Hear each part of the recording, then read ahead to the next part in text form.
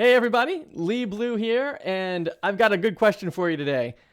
This is something that comes up pretty regularly when I'm on the phone. As many of you know, I take personal phone calls. Like you can call me up on the phone and we can talk about your business. You can go over to doublestack.net/call and book a time one-on-one to talk with me. And when we do, I'm going to ask you some questions to kind of figure out what's going on with your business and where you want to go and what today looks like and how I can help you kind of, bridge those two gaps there. But one of the questions I'm going to ask you is, how are you finding clients? Where are the leads coming from? What kind of clients do you want to work with? What does your ideal client look like? Those types of questions, because one of the things I'm trying to figure out is, are you in a situation where you're building your business or are you just job hopping? Just randomly job hopping. In fact, it's even worse than job hopping because you're kind of going from job to job to job without really building any foundation.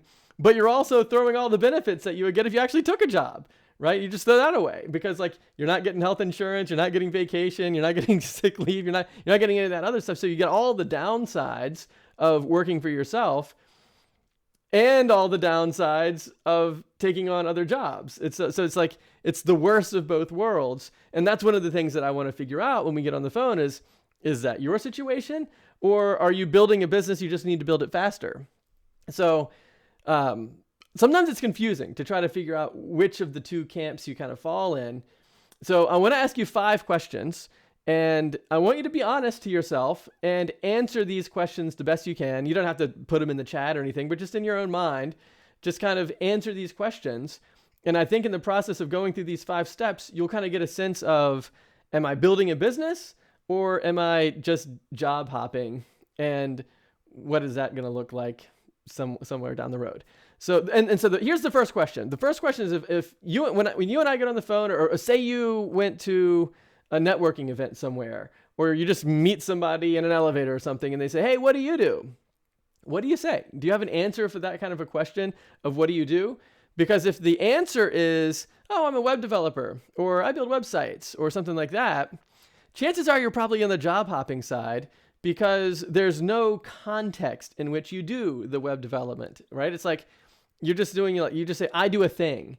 And so if I were to ask somebody who worked at Capital One, or who, worked at an insurance agency, like I've got one of my best friends works at an insurance agency kind of doing their tech stuff. It's like, if someone says, "Hey, what do you do?" They say, "Oh, I'm a web designer," or "I'm a UX designer," or I build, websites," or whatever. And it's the same, you would say the same thing as if you worked at a full-time job versus if you worked for yourself. So that's how you can kind of tell if you're job hopping, because there's businesses out there that say, "Hey, I just need a web designer real quick. I need to hire them for a little bit, but I don't want them to be a full-time employee because I don't want to give them benefits. I don't want to, have to do payroll tax. I don't want to have to do all that other stuff."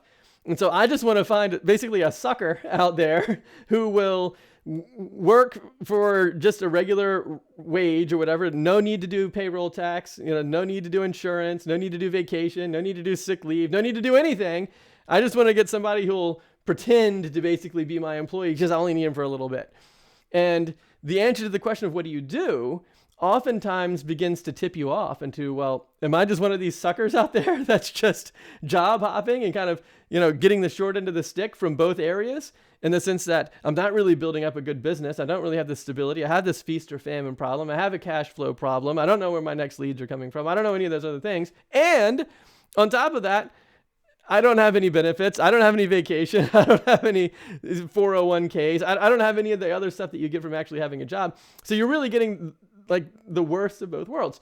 And that's one. So that's question number 1. What do you do? Because if you answer the question in this really generic, broad, "I'm a web developer" kind of a way, chances are you're going to just be attracting these random leads from all over the place, and it's not going to really have any context behind it, and it's going to be a really frustrating thing. If, on the other hand, you said something like, "I help local businesses do lead generation online without having to buy ads," or something like that, well, now you're really beginning to hone in what it is that you do and who you do it for and what the outcomes are, and you've really thought through what it is that you're doing. And that would be a sign that you're actually building a business. So that the answer to that question, if you can just get to the point where you say, "I do this thing for these people," I do X for Y, basically, is the idea. I do web design for chiropractors. Like if you said something like that, even something that basic is a sign that, hey, you're kind of onto something. You have a platform on which to build, and that's going to be a serious business. If on the other hand, you just say, I do a thing, I do web design, and there's no context around it, probably job hopping. All right, so that's thing number one. Question number two is, who is your ideal client? Like that's one of the questions, like when we get on the phone and talk, I'm going to ask you, who is, like if somebody called you up right now and said, I've got all the money in the world, I've got all the time in the world, I need your help. Who do you feel like you could serve the best?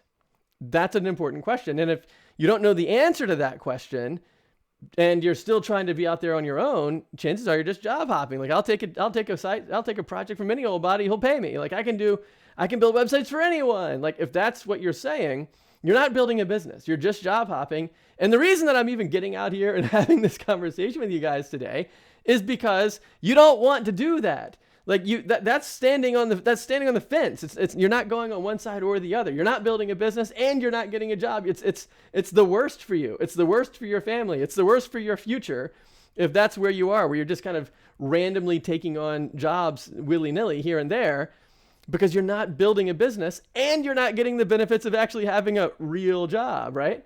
So you got to pick one or the other. And if you can't define who your ideal client is, you're not going to be able to find your ideal client because you don't know who it is. And so if that's the problem, then you're probably going to be in that job hopping category until you figure that out. And then you can say, okay, well, here's really who I can do the best work for. And it's a couple of things too. There's more than one variable in answering that question. You don't just willy-nilly pick, oh, I wish I could work for horse farms or whatever, just out of the air. It's like you want to take into account, what do your skills lend themselves to most efficiently, right? So like, what if, for example, you can do videography, photography, maybe some offline work as well, in addition to web design and online marketing. So like, what if you had all 5 of those things going for you? Well, then you would say, well, who needs both the online design and the offline design? And then you might think, well, what about restaurants? Maybe they need menus, maybe they need signage, maybe they need, something to put out in front of the building, whatever. Maybe they need business cards, maybe they need letterhead. What are some things that those types of, what kind of businesses can really use your best services? And then bundle all of that stuff together, and that's going to help you get an idea of who your ideal client is. So that's one of the variables. Another variable is, would you like it, right? Like maybe you feel like, yeah, restaurants, you could probably use both online and offline design content and materials, but I don't know anything about restaurants. Like maybe that's how you feel. And contactless menu, there you go. Contactless menu is a great idea. I just did one of those contactless menu. It's good to see you again, Heather. So maybe you think your skills would perhaps apply to restaurants, but maybe you don't know anything about restaurants. You don't know anybody who runs a restaurant. You don't really eat out that much. Maybe that's just not your thing. So why would you try to get restaurant clients? Because the whole point is to build a business with a portfolio of clients that you like so that you can keep working with them on an ongoing basis, like on retainer. And so when you're putting that into your business, you want to make sure that you're going to be happy with it for the long haul. Because if you're not, then you're building a business that you don't like working in, and that's miserable. So that's a big question. It's like, who is your ideal client? So you think about what skills do you have that are really going to come together really nicely for a particular type of industry? Would you like it if you worked with people in that industry? And another question is, do you know anything about it, right? So like, if you know something about a particular space, that's going to put you in a position to better serve them than someone who doesn't. Obviously, right? So those are all questions that you want to be thinking through. And if you haven't thought through those questions yet, chances are you're just job hopping right now. But you don't have to stay that way, right? Like you can shift. Like if you feel like, yeah, I'm answering the job hopping side of these questions almost all the time, well, you don't have to stay like that. Like you could then have a choice. You can say, well, do I really want to take the next step and really get some clarity on how to build an actual business where I'm in control of my leads and in control of the type of clients I'm working with and in control of my cash flow and that sort of a thing? Or maybe you don't. You don't have to. Like maybe you don't want to do that. Maybe you're like, hey, you know what? I really have been job hopping all the time, but I'm cutting myself short. I'm not getting a 401k. I don't have vacation time. I don't have health insurance or whatever. All these other things are piling up. And you're like, wouldn't it be nice if I had all that stuff, and maybe you do want to go get a job, and that's a totally fine venue. All I'm saying is don't stay in the middle, because when you stay in the middle, you're crushing yourself on both sides, right? Like either of the two sides has good parts and bad parts, but don't take the bad part from both sides. At least get some good, right? At least get the stability and the 401k and the health insurance and all that stuff of a job, or at least have all the freedom and everything that comes from web design, but have like this consistency in the cash flow, have the ability to work with the clients you really want to work with, and all of the benefits that come from there by answering these questions with clarity. So just don't stay in the middle. That's the main thrust of today's talk is don't stay in the middle. Pick one side or the other so you don't have this miserable experience where you're getting the worst of both worlds. So all right, we've done 2 questions. Question number 3, what sets you apart from the crowd? That's an interesting question, because what if you don't know? Like, what if you don't know? So like one of the things that most people will say, like when I say, tell me why somebody should hire you, right? Especially if you're going to charge more than the average bear, right? So if you are thinking, well, most websites, $1,000, $1,500, something like that, but you want to charge $3,000 or $5,000 or 10 or 15, like a lot more, why would somebody work with you, right? What sets you apart from the people that are just doing the $1,500 if you're going to do $15,000? Like if you're going to charge 10 times more than everybody else, or even if it's just double, even if you're just going to do double, why? What is it? Can you articulate a specific reason why working with you is better than working with the $1,500 guy if you're going to charge $3,000? So that's an interesting question, because if on one hand you think, well, my secret sauce is we've got this really special 5-step project lifecycle. And the first thing we do is we do the discovery. And then we really try to talk to you and get this really, bespoke understanding of exactly what you need. And after we go through the discovery session, then we actually go to the strategy and planning. So this is actually what we're going to do. Now that I've discovered what you need, here's our plan to actually do those things. And then after the strategy, we're going to get into the design and the development phase, where we're really going to build this thing out. Now that we know exactly what you need, we've got the strategy to implement the results you want. Then we're going to do the build out. And then the 4th thing that we're going to do is the testing. We're going to do testing and revisions to make sure that it's exactly what you want. And then the 5th step is the launch, right? So you've got that 5-step project lifecycle where you've got discovery, you've got strategy, you've got design and development, you've got testing, and then launch. Everybody has that. That's what everybody does. And so like, for whatever reason, people seem to think that, well, now that they've kind of gotten their head around that 5-step process, that now that's their secret sauce. But it isn't. It's ketchup. It's not secret sauce. It's ketchup. It's like everybody has that sauce, and there's nothing secret about it. All of the people do it the exact same way. And just because you can articulate those 5 steps doesn't mean that you have a reason why people should work with you instead of someone who'll literally go through the exact same 5 steps just for half the price of what you're charging. So that's a big thing to figure out, because if you can't figure out what sets you apart, then you're going to find yourself just job hopping, trying to compete on price, or just playing the numbers game. If I send out enough messages out there, then eventually somebody will say yes. Just the numbers game side of things. It's Ralph. It's good to see you, Ralph. Ralph just landed a couple of awesome, huge prizes, off almost like $30,000 in the last week or 2. So he's crushing it. Good job, Ralph. So that's the whole thing about what sets you apart, like what differentiates you from other people. And if you haven't thought through how to answer that question, it's difficult to kind of get clients to see your value, right? Like, have you ever felt like, I know I can do really good work. I've got all these good skills. I've been doing this for 5 or 10 years. I've got degrees and all of these other certifications. And like, I know I can do great work, but I can't get the clients to see the value. Well, it's probably because you haven't thought about where the value is, like what's setting you apart from everybody else. And that's an important question to try to answer. Otherwise, you're just kind of out there job hopping. So that's number 3. Number 4 is, how do you plan to find the next client? So if you're job hopping, the way that you find the next client is you just sit around until somebody offers you the next job, right? Like most of the time it's word of mouth referrals. Occasionally, maybe you just kind of stumble upon somebody in your day-to-day life who fixed your HVAC system or whatever, and you thought, hey, maybe I can help you do some SEO or whatever, and you just random chance. That's kind of the job hopping approach. The I'm actually building a business approach is I've got a marketing strategy. I know what to say. I know what differentiates me. I know who my ideal clients are. I know what kind of outcomes they're looking for. I can say those types of things. And I know that I'm going to be, my marketing is going to be attracting the ideal clients that will put me in a position to be able to do my best work, that will give me the resources. So you're charging enough to be able to spend the time to get the outcomes your clients need. You know who the clients are. You know how to get the outcomes. Like those are all things that kind of go into your marketing. But if you don't have a marketing story, then you're probably not doing any marketing. And that means you're just kind of willy-nilly job hopping.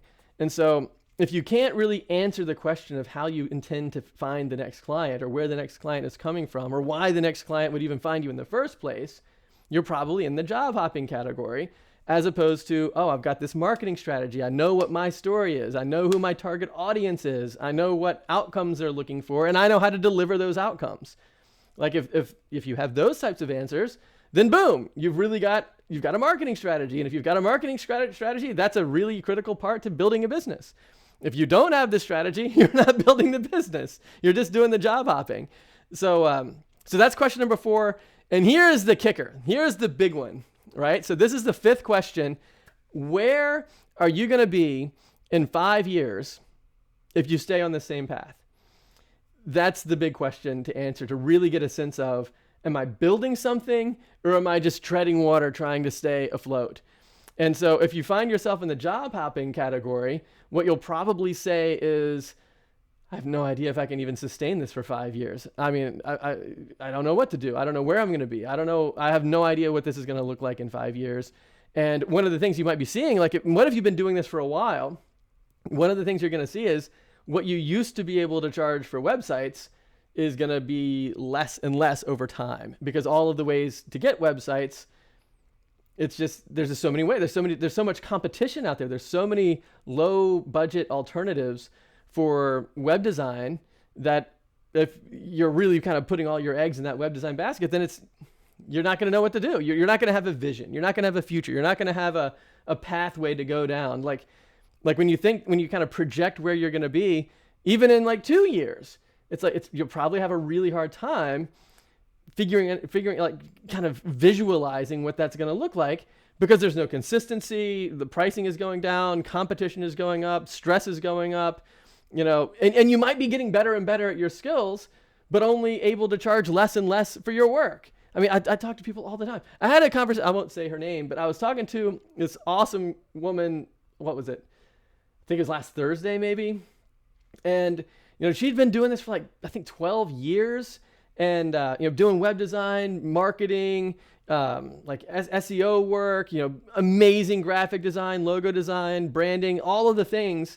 And she'd been doing a great job, and almost all of her clients come in through an agency. She has like 2 or 3 different agencies that she works with, really one agency in particular, but a couple others on the side as well. And like all of her work would come in through these agencies. And, she's like, well, I've had this, I've been working with these guys for like 5 years. I've been getting better and better all over the 5 years. She's took courses and, upgraded her own, laptop and her software and all, she's putting money into her business and her education. She's getting better and better. And she's like, you know what? I'm worth more today than I was 5 years ago when we first, started this relationship. So I'm going to go to the agency and tell them I have to raise my pricing now because I'm better than I was before. Well, the agency said, we can't have you raise your price because we can't raise our price on the client, right? So the client pays the agency pays this person I was talking to. And so if the person I was talking to raises her rates, then the agency would have to raise their rates to compensate for the fact that their costs went up. And then now the client's going to have to pay more for the site. And the agency's saying, we can't get clients to pay more. I mean, we can't raise our rates there, so you can't raise your price, right? In fact, she had to make a decision as to whether or not she might even lower the price, because they were thinking, man, the websites we're trying to get our clients to buy, we're kind of thinking it would be great if we could lower it a little bit. And the agency, once the conversation was opened up, they started talking. She's like, the agency had the opposite thought in mind. Like, maybe is there any way we can get the work cheaper? And she's thinking, I ought to charge double what I was charging. And so basically the situation is, if you're the person who's building your skills, doing your own, putting your own money into your own education, upgrading your own equipment, doing all the things that really invest into your business so you're better now than you were 5 years ago, and you can charge less. It's like, what? That's what I'm talking about. That's the worst of both worlds, right? It's like, that's not where you want to be. And that's what you're going to find. So if you project yourself out 5 years, there's no way that 5 years ago, the person I was talking to last week would have ever said, hey, you know what? I'm gonna learn new things. I'm gonna buy new equipment. I'm gonna take these courses. I'm gonna really ramp myself up, and then I'm gonna charge less. It's like nobody would think that. Then nobody wants that. That's the opposite of what you want. And that's what you get when you're job hopping, when you're just kind of just taking these random jobs. Like what she ought to have done is she ought to have either gotten hired by the agency and said, hey, you know what? If you're gonna be sending me all this work, and doing all this stuff, and I'm going to be like your main person for online marketing and web design, you need to hire me and pay my payroll tax so I don't have to pay self-employment tax. And I need health insurance, and I need some vacation time and some sick leave, and like all the benefits, a 401k, like all the things that you get from being at that job. And then what that means is, as you develop your skills and get better and better, then the next thing you know, maybe you're managing a team, maybe you get a promotion, you get a raise, and like 5 years down the road, you're doing more. You're getting better. You've got a pay raise, you've got more responsibilities, you're kind of working your way up. You're in the corporate world, which maybe sucks a little bit, but at the same time, you're getting all the benefits of all of that. That's what you want. On the other side, though, what if you're not? Like, who would pay more and invest in their business just to make less money? So that's what I'm talking about, having the worst of both worlds. And so if you, on the other hand, you think, well, 5 years from now, I'm going to have a portfolio of, I don't know, maybe 15 or 20 different clients, and each client pays me roughly $1,000 a month, and or more, right? And so now you're making like several $100,000 a year consistently, and it's a workload that you can handle, plus maybe an outsourced team that you've built up. Right? So you can maybe white label some services so you don't have to do everything yourself, but you've got that forecast. You can say, hey, based on who I'm working with and what I'm doing and what I'm offering and why I'm different from everybody else and who my ideal client is, and like that marketing vision that I have, like as I build that out, I can see how I'm going to be building, I'm going to make 50 grand, and then I'm going to make 100 grand, and then 150, and then 300, and then 500. Now the next thing you know, you've got this whole thing, and maybe you're building out this team, and you can see the vision come to life, right? Like you're on a path where you can project out into the future and see the vision of where you're heading, and it makes some sense. It's like, yes, like as we begin to build the business and get that foundation and get these clients and get that revenue coming in, now we're really doing something. And you can even have multiple paths. Like one path could be, like we just talked about, like building a $500,000 coming in. You got 2 or 3 people working for you. You've got this agency going on. Awesome. Another approach, which is just as fun, is the lifestyle approach where, okay, you're making $10,000 a month working out of your house. It's awesome. You've got the freedom to do whatever you want. You've got the liberty to go pick apples if you want to, or just whatever you want, because you're your own boss. You've got that lifestyle job, and you're making 10 grand a month. Like that's well into the 6 figures, and you just stay at that. And so that's the business that you build for yourself, and you run it as long as you want. And then like if you've got some kids and they're going to get older and they want to start working with you a few years down the road or whatever, that's kind of the situation that I'm in. I've got a daughter, she's 17, and she's thinking about all kinds of stuff that she might want to do with web design and photography and stuff like that. It's like, well, maybe we can work together, right? And so you kind of have this family business. It's like there's all kinds of paths, but the point is, when you think down the road 5 years from now, are you just treading water, trying to stay afloat, never knowing what the next project holds, and never having any foundation, and just feeling completely adrift, and making less money 5 years from now than you're making today? That's not where you want to be. That's the job hopping side. Get yourself into the business development side, or actually go get the job where you actually have the benefits of actually having that kind of corporate job. So those are the 5 questions. Hopefully today's conversation was helpful and kind of insightful as to, are you really building the business that you think you're building, or are you maybe even tricking yourself a little bit into thinking, well, I'm a web developer building my web design business. I'm like really doing something, when in fact what you're doing is you're just kind of hurting yourself from both sides. You're not really building the business that you want, so you don't really have the future and the vision there, and you don't have the stability and all of the benefits of actually having a job, right? So you're just kind of you're kind of being a sucker. Like don't do that, right? It's like, and so I just wanted to get out there and tell you those two sides, because a lot of times you can kind of get caught up in the day to day, being like, where am I going to get my next job? You're just kind of frantically moving through everything without really getting the big picture. And, there we go. So if you find yourself kind of on the job hopping side, and you decide to yourself, I don't want to be on the job hopping side. I really want to build a business. I want a marketing strategy. I want to maybe you don't even know what the tools are that you would use after you launch a website for somebody. Like maybe that's something you're trying to figure out. Like how do you get that, that skill set in your toolbox, so to speak? And you want to kind of make that jump where you've got a marketing strategy, you've got the right tools, you know who your ideal client is, you know what kind of business you're trying to build, you know who you're trying to reach and what your ideal client is, and where you can do the best job and deliver the best results and what separates you from everybody else. If you want some clarity on that, let's get on the phone and talk about it. So head over to doublestack.net/call and pick a time and we'll get on the phone and sort all that stuff out for you, so that you can quit the whole job hopping thing and look forward into the future a few years down the road and be like, boom, I've got this awesome 6-figure business I'm running out of my house, right? Let's do that.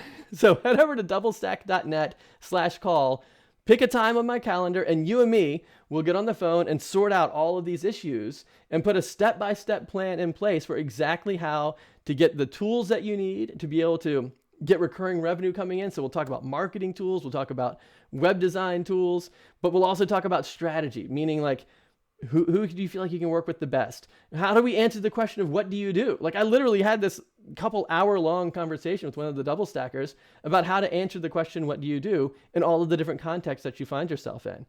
So there you go. So let's get together and figure this thing out, so you're not just, squishing yourself on both sides, so you don't have the worst of both worlds. And instead, you actually get either a really nice, stable job that, people are taking care of you, and you got all these other, the corporate lifestyle, as restricting as it may be in terms of your schedule, at least it's stable, right? At least you have the stability aspect and the paid leave and the vacation and that kind of stuff. Or let's even better than that, let's get you to your actual business that has a foundation, that has a structure, that has momentum behind it, where you're really doing something with that.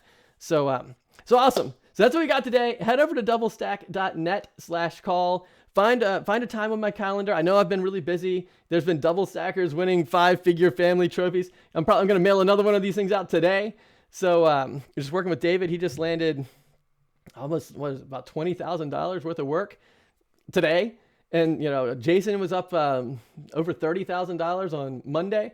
So it's like, it's busy. So if you find my calendar full, give me a little bit of grace, but there's going to be some time. Find a time that's going to work for you. We'll get on the phone and we'll get a plan to get one of these things on your desk.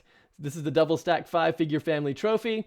And when you land a $10,000 client, which is in the 5 figures, anything over that, I'm going to mail this to you, put it on your desk. And not only will it be a celebration of the fact that you landed an awesome client, it will also be like the anchor for your business. You're like, hey, I can do this. I can do this high value consulting. I don't need to have tons and tons of leads flowing in all the time because I have high ticket, long-term clients. Get yourself a portfolio of those, put that on your desk, and it'll be awesome. And you really have a business. You're not just job hopping. You're serving clients at a deep level. And that's why you're worth 5-figure pricing. So head over to doublestack.net/call, find a time that's going to work for you. And I look forward to talking to you and getting one of these 5-figure family trophies on your desk. All right, take care.